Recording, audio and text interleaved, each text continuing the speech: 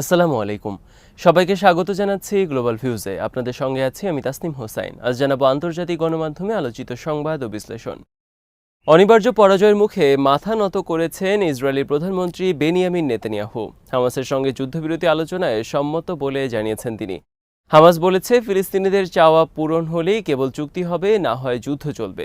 এদিকে দখলদারদের ওপর ভয়াবহ হামলা অব্যাহত রেখেছেন ফিলিস্তিনিরা। গাজা সিটির এক অভিযানে প্রাণ হারিয়েছে 10 ইসরায়েলি সেনা। এ যাবৎকালের বৃহত্তম অভিযানে ইসরায়েলে 200 ক্ষেপণাস্ত্র নিক্ষেপ করেছে হিজবুল্লাহ। দৌড়ঝাঁপ শুরু হয়েছে ইসরায়েলের। যুদ্ধবিরতি এবং বন্দি বিনিময় আলোচনার জন্য কাতারে উড়ে গেছেন মোসাদ প্রধান। আল মায়াদিনের খবরে বলা হয়, গাজা যুদ্ধের 273তম দিনে বেশ কিছু বড় অভিযান পরিচালনা করেছেন প্রতিরোধ যোদ্ধারা। এতে একাধিক ফ্রন্টে হানাদার বাহিনীর ব্যাপক ক্ষয়ক্ষতি হয়েছে। ইসলামিক জিহাদের আল কুদস ব্রিগেড শুক্রবার আল সুজাইয়ার পাশে একটি বাড়ির ভেতরে পয়েন্ট ব্ল্যাঙ্ক রেঞ্জ থেকে ইসরায়েলি বাহিনীর উপর অভিযানের ফুটেজ প্রকাশ করে। ভিডিওতে দেখা যায়, প্রতিরোধ যোদ্ধারা ইসরায়েলি সেনাদের অনুপ্রবেশ করা একটি বাড়িতে ঢুকে পড়ছেন। এরপর বাড়ির ভেতরে একেবারে সামনাসামনি দাঁড়িয়ে রাইফেল এবং গ্রেনেডের মাধ্যমে সেনাদের উপর আঘাত করা হয়। এ সময় ইসরায়েলি সেনাদের আর্তনাদের শব্দ শোনা গেছে। তাছাড়া কুদসের যোদ্ধারা শুক্রবার সুজাইয়ার অন্যান্য স্থানে এবং নেতজারিমে ইসরায়েলি সেনাদল এবং তাদের গাড়িগুলোর উপর মর্টার শেলের ব্যারেজ নিক্ষেপ করেন। এসব অভিযানেও দখলদার সেনাদের মধ্যে হতাহতের ঘটনা ঘটে। আল কাসাম ব্রিগেডস শুক্রবার জানিয়েছে, গাজা সিটির পাশে আল নাজাজ সড়কের কাছে তাদের এক অভিযানে ইসরায়েলের বহু সেনা হতাহত হয়েছেন। টেলিগ্রামে দেওয়া এক বিবৃতিতে হামাসের এই সামরিক শাখা জানিয়েছে, তাদের যোদ্ধারা রকেটের মাধ্যমে ইসরায়েলি সেনাদের দখল করা একটি ভবনকে লক্ষ্যবস্তু করেন। এরপর ভবনে ঢুকে পড়েন প্রতিরোধ যোদ্ধারা এবং সেখান থেকে ফেরার সময় ভবনে অত্যাধুনিক বোমার বিস্ফোরণ ঘটান তারা। এরপর হতাহত সেনাদের সরিয়ে নিতে হেলিকপ্টারের ব্যস্ততা দেখা যায়। অভিযানে অন্তত 10 ইসরায়েলি সেনা নিহত হন বলে জানিয়েছে আল জাজিরা। আল কাসাম জানিয়েছে, শুক্রবার তাদের যোদ্ধারা ইয়াসিন 105 রকেটের মাধ্যমে ইসরায়েলের একটি মার্কাভা 4 ট্যাঙ্কেও আঘাত করেন। এদিকে মুজাহিদিন মুভমেন্টের সামরিক শাখা আল মুজাহিদিন ব্রিগেডস শুক্রবার গাজার কমব্যাট জোনগুলোতে ইসরায়েলি সেনাদের বিরুদ্ধে বড় ধরনের স্নাইপার অপারেশনের ফুটেজ প্রকাশ করে। আল আকসা মার্টার্স ব্রিগেডস জানিয়েছে, তাদের যোদ্ধারা রাফা শহরের উত্তরে ফিলিস্তিন মিশরীয় সীমান্তে অবস্থান করা ইসরায়েলি বাহিনী এবং তাদের যানবাহনগুলোর উপর মর্টার শেলের ব্যারেজ নিক্ষেপ করেন। আল মায়াদিন বলেছে, সেনা অনুপ্রবেশের বিরুদ্ধে প্রতিরোধ যোদ্ধাদের অভিযানে আরও তীব্রতা এসেছে। হামলা আরও বেশি কার্যকর হয়েছে। এই অভিযানগুলোর মাধ্যমে দখলদারদের বিরুদ্ধে প্রতিরোধ এবং যোদ্ধাদের দৃঢ় অবস্থান এবং কৌশলগত উন্নতির দিক ফুটে উঠছে। আল মায়াদিন জানিয়েছে, ফিলিস্তিনি যোদ্ধাদের প্রতিরোধের মুখে অধিকৃত পশ্চিম তীরের জেনিন শহর থেকে ইসরায়েলি সেনাদের পুরোপুরি সরিয়ে নেওয়া হয়েছে। শহরের হার্শ আল সাদা এলাকায় অভিযানে এসেছিল ইসরায়েলি বাহিনী। সেখানে এক ফিলিস্তিনি এবং তার 3 সন্তানকে গ্রেপ্তার করেন ইসরায়েলি সেনারা। ইসরায়েলের আর্মি রেডিও শুক্রবার জানিয়েছে, প্রতিরোধ যোদ্ধারা সেনা অভিযান প্রতিহত করতে এলে এক সেনা গুরুতর আহত হন। সেখানে সেনাদের সঙ্গে ব্যাপক গুলি বিনিময় হয় বলেও জানিয়েছে রেডিওটি। এরপর জেনিন থেকে সব সেনা প্রত্যাহার করে নেয় ইসরায়েল। লেবাননের প্রতিরোধ আন্দোলন হিজবুল্লাহ ইসরায়েলের বিরুদ্ধে আবারও বড় আকারের অভিযান চালিয়েছে। শুক্রবার এক বিবৃতিতে সংগঠনটি জানিয়েছে, উত্তর ইসরায়েলের কিরিয়াত শমোনা এলাকায় একটি সামরিক ঘাঁটি লক্ষ্য করে এক ঝাঁক রকেট নিক্ষেপ করেন তারা। হামলায় অন্তত 2 জন ইসরায়েলি সেনা আহত হন বলে জানিয়েছে দেশটির মিডিয়া। এছাড়া ইসরায়েলের শলমি বসতিতে দখলদার সেনাদের অবস্থান করা একটি ভবনে রকেট হামলা চালানো হয়। এদিন হিজবুল্লাহর যোদ্ধারা ইসরায়েলি সেনাদের উপর একটি জমায়েতস্থলেও উপযুক্ত অস্ত্র দিয়ে হামলা চালান, যা লক্ষ্যবস্তুতে সরাসরি আঘাত করে। হামলার ফলে ওই এলাকায় আগুন লেগে যায় এবং ইসরায়েলি সেনাদের মধ্যে নিশ্চিতভাবেই হতাহতের ঘটনা ঘটে। অধিকৃত গোলান মালভূমি এবং উত্তর ইসরায়েলের বিভিন্ন সেনা অবস্থানে রকেট ও ক্ষেপণাস্ত্র হামলার ভিডিও ফুটেজও প্রকাশ করেছে হিজবুল্লাহ। আগের দিন ইসরায়েলের সামরিক অবস্থানগুলোকে লক্ষ্য করে 200টিরও বেশি রকেট হামলা চালায় হিজবুল্লাহ। সংগঠনের পক্ষ থেকে বলা হয়, তাদের জ্যেষ্ঠ কমান্ডার মোহাম্মদ নিমাহ নাসেরকে হত্যার জবাবে তারা এই হামলা চালান। হামলার কথা স্বীকার করে ইসরায়েলি সেনাবাহিনী বলেছে, গোলান মালভূমি এলাকায় 200টির মতো রকেট এবং ক্ষেপণাস্ত্র নিক্ষেপ করা হয়। এগুলোর মধ্যে কিছু ধ্বংস করা হয়েছে এবং গাজা যুদ্ধ শুরুর পর এটি ছিল হিজবুল্লাহর সবচেয়ে বড় রকেট হামলা। বিবিসি জানিয়েছে, গাজায় যুদ্ধবিরতি প্রতিষ্ঠায় আবারও আশার আলো দেখা দিয়েছে। প্রস্তাব নিয়ে শুক্রবার নতুন করে আলোচনা শুরু হয়েছে। ইসরায়েলি গোয়েন্দা সংস্থা মোসাদের প্রধান ডেভিড বার্নিয়া দোহায় কাতারের প্রধানমন্ত্রীর সঙ্গে বৈঠক করেছেন। ইসরায়েলি সংবাদ মাধ্যমগুলো বলেছে, হামাসের সঙ্গে যুদ্ধবিরতি এবং বন্দি বিনিময় নিয়ে নতুন করে আলোচনা শুরু করতে সম্মত হয়েছেন নেতানিয়াহু। তিনি জানিয়েছেন, এবার ইসরায়েলের প্রতিনিধি দলের নেতৃত্বে গোয়েন্দা সংস্থা মোসাদ থাকবে, মন্ত্রিসভার কোনো সদস্য নয়। নেতানিয়াহুর দপ্তর থেকে এক বিবৃতিতে জানানো হয়, মার্কিন প্রেসিডেন্টের সঙ্গে আলোচনার পর নেতানিয়াহু এই সিদ্ধান্ত নেন।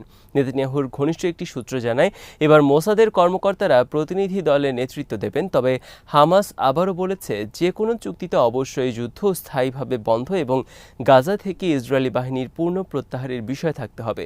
অনেক বিশ্লেষক বলছেন, শুরুর দিকে নেতানিয়াহু যুদ্ধবিরতি প্রস্তাবকে পাত্তা না দিয়ে বারবার হামাসকে পুরোপুরি ধ্বংসের কথা বলেছেন। কিন্তু সম্প্রতি হিজবুল্লাহর অভূতপূর্ব হামলা এবং একে কেন্দ্র করে ইসরায়েলি বাহিনীর নতুন ফ্রন্টে জড়িয়ে পড়ার আশঙ্কার কারণে তিনি এ প্রস্তাব নিয়ে অগ্রসর হতে বাধ্য হন। হিজবুল্লাহর সঙ্গে যুদ্ধে গেলে ইসরায়েল নিশ্চিতভাবে পরাজিত হবে, এমনটাই জোর দিয়ে বলছেন ইসরায়েলি এবং পশ্চিমা বিশেষজ্ঞরা। তাদের মতে, হিজবুল্লাহর সঙ্গে ইসরায়েলের সংঘাত শুরু হলে তা পুরো মধ্যপ্রাচ্যে ছড়িয়ে পড়তে পারে এবং ইসরায়েলের প্রতিরক্ষা বাহিনীর পক্ষে এখন এত বড় যুদ্ধ চালানো সম্ভব নয়। হামাস এক বিবৃতিতে বলেছে, ফিলিস্তিনি জনগণের চাওয়া অগ্রাহ্য করে এমন কোনো পরিকল্পনা গাজায় বাস্তবায়ন করতে দেবেন না তারা। শুক্রবার এক বিবৃতিতে বলা হয়, আমরা যে কোনো নামে বা অজুহাতে গাজায় বিদেশি সেনা প্রবেশের যে কোনো প্রস্তাব জোরালোভাবে প্রত্যাখ্যান করছি। আরও বলা হয়, ফ্যাসিবাদী আগ্রাসনকে পরাজিত করার পর গাজা উপত্যকার প্রশাসন কেমন হবে তা পুরোপুরি ফিলিস্তিনের বিষয়। আমাদের জনগণই এই নিয়ে সিদ্ধান্ত নেবে। এতে আরও বলা হয়, ফিলিস্তিনি জনগণ কোনো ধরনের অভিভাবকত্ব কিংবা বাইরে থেকে চাপিয়ে দেওয়া কোনো সমাধান মেনে নেবে না। গাজা যুদ্ধের পর সেখানে কোন ধরনের প্রশাসন প্রতিষ্ঠিত হবে তা নিয়ে ইসরায়েল, যুক্তরাষ্ট্র ও মধ্যপ্রাচ্যের প্রভাবশালী দেশগুলোর মধ্যে নানা রকম মন্তব্য করে যাচ্ছে। এই প্রেক্ষাপটে হামাসের পক্ষ থেকে অবস্থান পরিষ্কার করা হলো। ফিলিস্তিনের ইসলামিক জিহাদ আন্দোলন হুঁশিয়ার উচ্চারণ করে বলেছে, ইসরায়েলের পতন অবধারিত এবং দখলদার শক্তির বিরুদ্ধে গাজার প্রতিরোধ সংগঠনগুলো শেষ বুলেট পর্যন্ত লড়াই করবে। সংগঠনের সামরিক শাখা আল কুদস ব্রিগেডসের মুখপাত্র আবু হামজা শুক্রবার এক বিবৃতিতে বলেন, শত্রুদের ভবিষ্যৎ হচ্ছে অনিবার্য পতন এবং এটি হচ্ছে কুরআনের ভাষ্য, যার প্রতি আমরা দৃঢ় বিশ্বাস রাখি। তিনি আরও বলেন, যখন আমরা আমাদের শত্রুদের দখলদার বলে উল্লেখ করি তখন তার মানে দাঁড়ায় এই শত্রুর বিরুদ্ধে শেষ বুলেট পর্যন্ত লড়াই করতে হবে। হিজবুল্লাহর উপমহাসচিব শেখ নাঈম কাশেম বলেছেন, খুব শিগগিরই ইসরায়েলের সঙ্গে সর্বাত্মক যুদ্ধের আশঙ্কা না থাকলেও তার সংগঠন সবচেয়ে খারাপ পরিস্থিতির জন্য পুরোপুরি প্রস্তুত। শুক্রবার রাশিয়ার স্পুটনিক রেডিওকে দেওয়া এক সাক্ষাৎকারে তিনি বলেন, হিজবুল্লাহর রাজনৈতিক বিশ্লেষণের ভিত্তিতে নিজের সামরিক অবস্থান ঢেলে সাজায়নি, বরং যুদ্ধক্ষেত্রের নিখুঁত তথ্যের ভিত্তিতে পূর্ণ প্রস্তুতি নিয়েছে। শেখ নাঈম বলেন, সার্বিক পরিস্থিতি দেখে গাজায় একটি যুদ্ধবিরতি অত্যাসন্ন মনে হচ্ছে। এর কারণ হিসেবে তিনি বলেন, যুদ্ধবিরতি মেনে নেওয়ার জন্য শুধু যে তেল আবিবের উপর আন্তর্জাতিক চাপ বাড়ছে তাই নয়, সেই সঙ্গে ইসরায়েলের অভ্যন্তরেও প্রচণ্ড চাপের মুখে রয়েছে নেতানিয়াহু সরকার। ইয়েমেনের আনসারুল্লাহ আন্দোলনের মহাসচিব আব্দুল মালিক আল হুথি জানিয়েছেন, ৭ অক্টোবর পর থেকে এই পর্যন্ত তারা ইসরায়েল সংশ্লিষ্ট ১৬২ জাহাজে হামলা চালিয়েছেন। এর মধ্যে গত সপ্তাহে ২০টি ব্যালিস্টিক এবং উইংড মিসাইল, একটি ড্রোন ও একটি বোটের মাধ্যমে ১২টি অভিযান পরিচালনা করা হয়। এই সময় তিনি গাজায় ইসরায়েলি গণহত্যার ঘটনায় আরব দেশগুলোর উদাসীনতায় দুঃখ প্রকাশ করেন। আল হুথি গাজা পরিস্থিতি এবং ইসরায়েলি আগ্রাসন সম্পর্কে বলেন, ইসরায়েলের কাছে মানবতার কোনো স্থান নেই। ফিলিস্তিনে যা ঘটছে তা একটি মজলুম মুসলিম জাতির ওপর রক্তপিপাসু বর্বর অপরাধী গোষ্ঠীর চালানো সিরিজ হত্যা। এর জবাবে ইসরায়েলি স্বার্থের বিরুদ্ধে আরও কঠোর হামলার প্রতিশ্রুতি ব্যক্ত করেন তিনি। আল জাজিরা জানিয়েছে, ৭ অক্টোবর গাজায় ইসরায়েলি বর্বরতা শুরুর পর শুক্রবার পর্যন্ত ৩৮,০১১ ফিলিস্তিনি নিহত হন, যাদের অধিকাংশই শিশু ও নারী। ইরানের মেহের নিউজ জানিয়েছে, হামাসের পলিট ব্যুরোর সদস্য খলিল আল হাইয়ার নেতৃত্বে একটি প্রতিনিধি দল বৈরুতে হিজবুল্লাহর মহাসচিব সৈয়দ হাসান নাসরাল্লাহর সঙ্গে বৈঠক করেছেন। সম্প্রতি ইসরায়েল লেবাননের বিরুদ্ধে সর্বাত্মক আগ্রাসন চালানোর ঘোষণা দেয়। এই প্রেক্ষাপটে তারা ফিলিস্তিনের সর্বশেষ অবস্থা এবং লেবাননের উপর সম্ভাব্য হামলার প্রতিরোধে ইয়েমেন, ইরাক, সিরিয়ার যোদ্ধাসহ প্রতিরোধ অক্ষের পরবর্তী পদক্ষেপ নিয়ে আলোচনা করেন।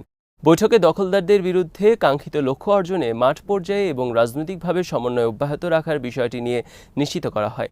এদিকে সৌদি আরবের পররাষ্ট্রমন্ত্রী প্রিন্স ফয়সাল বিন ফারহান বলেছেন, গাজার হত্যাযজ্ঞ দক্ষিণ লেবানন সহ পুরো মধ্যপ্রাচ্যের উপর বিরূপ প্রভাব ফেলেছে। গাজায় আন্তর্জাতিক মানবাধিকার আইন লঙ্ঘনের দায়ে তিনি ইসরায়েলি কর্মকর্তাদের বিরুদ্ধে নিষেধাজ্ঞা আরোপের আহ্বান জানান।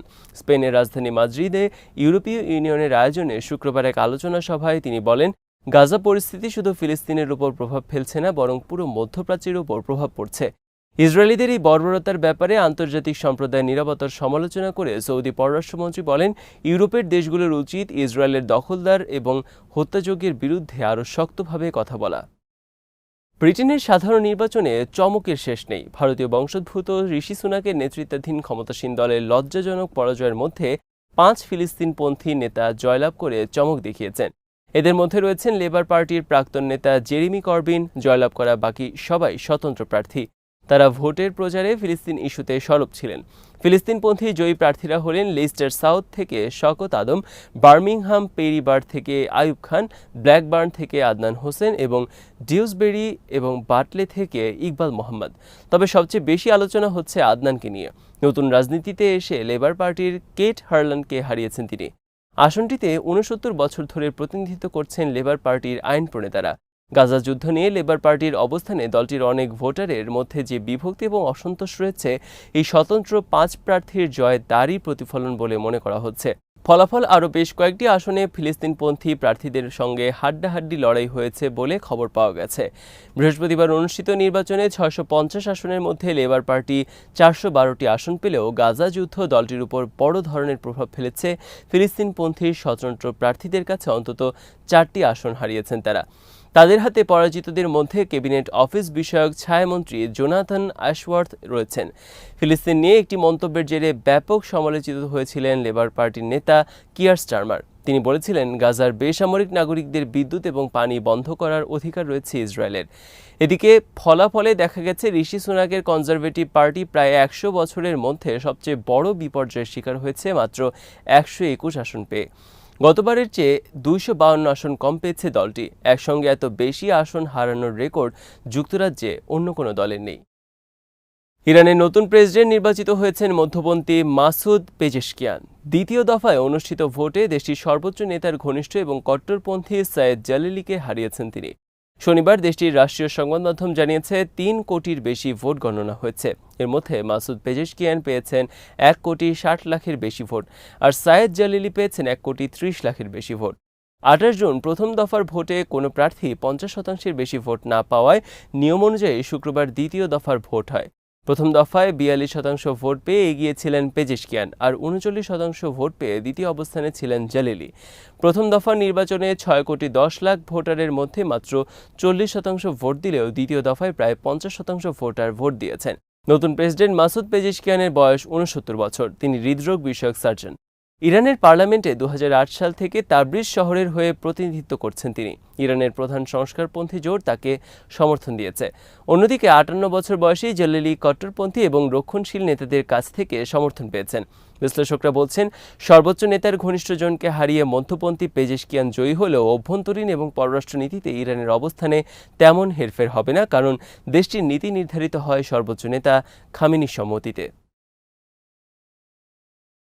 আজ এখানেই শেষ করছি। সবাই ভালো থাকুন, সুস্থ থাকুন আর দেখতে থাকুন বিডি ভিউজ। চ্যানেলটি ভালো লাগলে সাবস্ক্রাইব করুন। আল্লাহ হাফেজ।